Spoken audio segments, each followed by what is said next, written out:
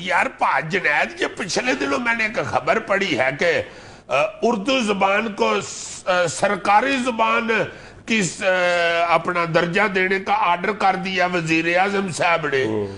بہت بڑی خبر ہے، بلکہ مجھ جیسے آئیوں کے لیے تو بڑی امپورٹنٹ خبر ہے، مگر کوئی میڈیا کے اوپر کوئی رولا رپا کو اس کو ویلکم کرنا یا اس کے مخالف میں بولنا. یار انگریز لوگ بیچ میں مخالفت کریں گے، مگر آئیوں نے ویلکم بھی نہیں کیا. یہ چکر کیا ہے؟ 100% تم درست کہہ رہے ہو کہ بہت بڑی خبر تھی، لیکن کئی دفعہ یہ بات مجھے کہہ چکا ہے کہ تم 100% درست کہہ رہے ہو، تم 100% درست. اللہ معاف کرے، میں 100% کا نہیں سوچتا.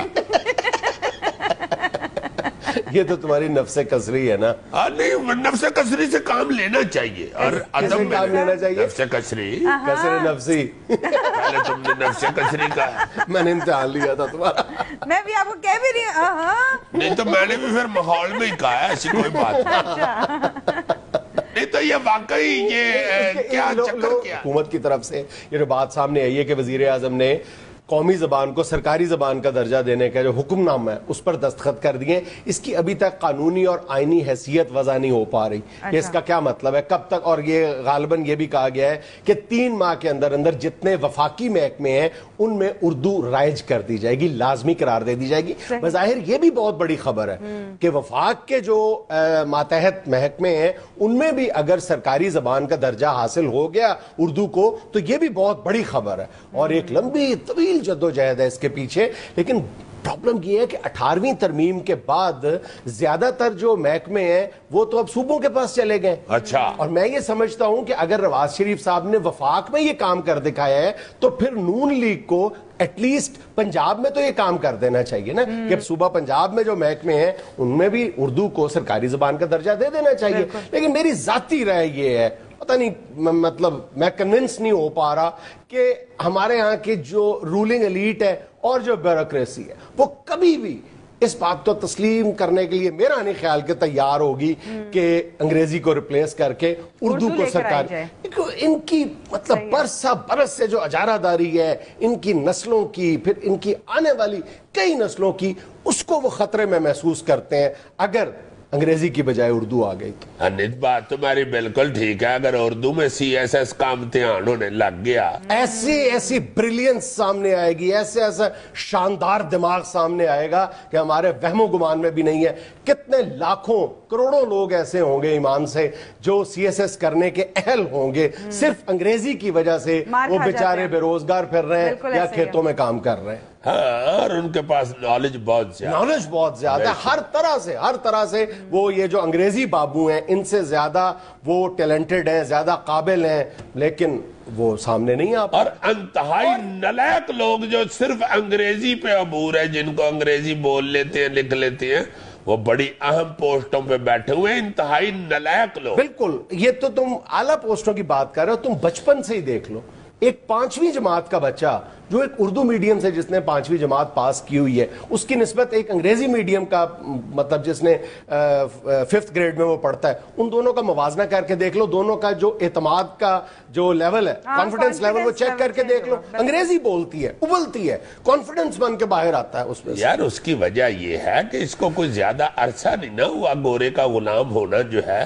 یہ بھی کل کی بات ہے، ہمارے والدین ابھی بہت سارے ایسے زندہ ہیں نا جنہوں نے گوروں کی غلامی دیکھی ہوئی ہے، اور ان کے ذہنوں میں یہ ہے کہ گورے نے ہم پہ حکومت کی. یار کئی جگہ پہ گوروں نے حکومت کی ہے، لیکن ان لوگوں نے فیصلہ کیا کہ مگر وہ قومیں بن چکی ہیں، وہ قومیں بن گئی. انہوں نے قومی زبان کو سرکاری زبان بنا. مطلب ایک اندازے کے مطابق 249 ملکوں میں سے غالباً 142 ملک ایسے ہیں جن کی قومی زبان ہی ان کی سرکاری زبان ہے. پھر ہم کیوں نہیں یار؟ ہم اس لیے نہیں ہے کہ ہم قوم نہیں بنے، ہماری بیوروکریسی پہلے بن گئی ہے. جو پہلے بن گئی ہے اس نے پھر قوم نہیں بننے دیا. اس نے کہا اگر یہ قوم بن گئی نا تو نہ مینو اگے لا لے. ہاں بالکل. اب جتنے مرضی آپ لمبے چوڑے فلسفے بیان کرتے چلے جاؤ، میں تو سیدھا سا ایک جھٹکی سی بات یہ ہے کہ شروع سے ہی جو ہمارے ہاں رولنگ ایلیٹ ہے اس نے فیصلہ کیا ہے کہ یہ جو میتا اور بشیرہ ہے اس کا بچہ ہمارے بچوں کے مقابلے پہ آ کے نہ بیٹھ جائے. کسی طرح وہ یہ برداشت کرنے کے لیے تیار ہی نہیں ذہنی طور پہ. ہاں، اور رولنگ ایلیٹ ساتھ مل گئی، ان کے بچے بھی بیرون ملک پڑھتے ہیں. پھر انہوں نے کہا کہ कि जी आपस में मिल बांट के खाते हैं, तुम्हारा बच्चा मेरा बच्चा, मेरा बच्चा तुम्हारा बच्चा, रिश्तेदारियां भी आपस में, करप्शन भी आपस में, सारा कुछ ही आपस में, और मिल किसी को बांट के खा बताते रहे भी हैं। नहीं। हाँ, और किसी को पता नहीं। और बाकी जो उर्दू मीडियम जो है, उर्दू मीडियम जो कौम रह गई है, वो सिर्फ इस काम के लिए रह गई है, वोट डालने के। हाँ जी, हाँ जी। और उनको ये पता नहीं है कि एक क़यामत भी आने वाली है और वहां पे जाके हिसाब भी होना है। ईमान से ये अंग्रेजों ने ना, पता है कि इस मुल्क के अंग्रेजों ने एक दूसरे के ऊपर अंग्रेजी की चादर दे के ऐसी ऐसी बुराई, ऐसी ऐसी करप्शन, ऐसी ऐसी लुट मार छुपा दी है कि बंदा सोच भी नहीं सकता। हम हर दूसरी बात पे कायदे आजम को कोट करते हैं, हमें शर्म नहीं आती कि कायदे आजम ने सबसे वाज़े अंदाज में जिस बात का ऐलान किया था और अपने एक पैराग्राफ में कोई 4 या 5 दफा उन्होंने कहा था, जोर दे के कहा था कि इस मुल्क की सरकारी जुबान उर्दू होगी, सरकारी जुबान उर्दू होगी। गालिबन उन्होंने ये बात 21 मार्च 1948 को कही थी। फिर उसके बाद सबसे बड़ी बात 73 के आयन में ये बात है, अच्छा जी, कि 15 बरस के अंदर अंदर मुल्क में सरकारी जुबान उर्दू होगी और इसके लिए तमाम इंतजामात मुकम्मल कर लिए जाएंगे। लेकिन वो 15 बरस नहीं आए अभी तक। 15 बरस नहीं, यानी 1988 तक पाकिस्तान में सरकारी जुबान उर्दू हो जानी चाहिए थी, जो आज तक नहीं हुई। और अजीबोगरीब फिर हम मजाक उड़ाना शुरू कर देते हैं जब उर्दू की बात की जाती है। नहीं जी, अब फलां लफ्ज का कैसे तर्जमा करेंगे, फिर उसका मजाक उड़ाया जाता है। कोई पूरी कौम में मुश्किल से मुश्किल जो अंग्रेजी के लफ्ज है या दूसरी जबानों के जो लफ्ज हैं, उन्होंने बड़ी आसानी के साथ राइज कर लिए। शुरू में आपको वो अजनबी लफ्ज महसूस होते हैं, आहिस्ता आहिस्ता सब कुछ नॉर्मल हो जाता है। अब तुम देखो, फिर आपको जेल करने वाली, आपको मिलाने वाली जो ताकत बनती है वो जबान हुआ करती है। मजहब के बाद तुम ये देखो कि इसराइल, पूरी दुनिया से उन्होंने यहूदी ला के आबाद किए, एक मजहब था लेकिन वो जेल नहीं हो पा रहे थे, एक दूसरे कौम नहीं बन पा रहे थे। लाजमन उन्होंने सोचा कि क्या किया जाए, उन्होंने अबरानी जबान नाफिज की, ठोसी। उन्होंने कहा कि अबरानी जुबान तुम्हारी सरकारी और कौमी जबान होगी, और वो मेरा ख्याल है तारीख में पहली जबान है जो बड़ों ने बच्चों से सीखी थी। माँ बाप ने अपने बच्चों से इब्रानी जबान सीखी थी। फिर उन्होंने कौम जो इसराइल बनाई, वो उन्होंने मजहब सबसे बड़ा फैक्टर था, फिर भी कामयाब नहीं हुए, तो उनको ला महल्ला जबान को बीच में लाना पड़ा। कम्युनिकेशन कैसे होती है अगर जबान नहीं होगी तो? हाय हाय हाय, और ये उधर ही लगे हुए हैं कि बत्ती कौन चोरी कर रहा है, इसको पकड़ लो, गैस कौन चोरी कर रहा है, और जो करवा रहे हैं सारे अंग्रेजी दान। अच्छा, उनकी तरफ कोई मिनिस्टर नहीं जा सकता।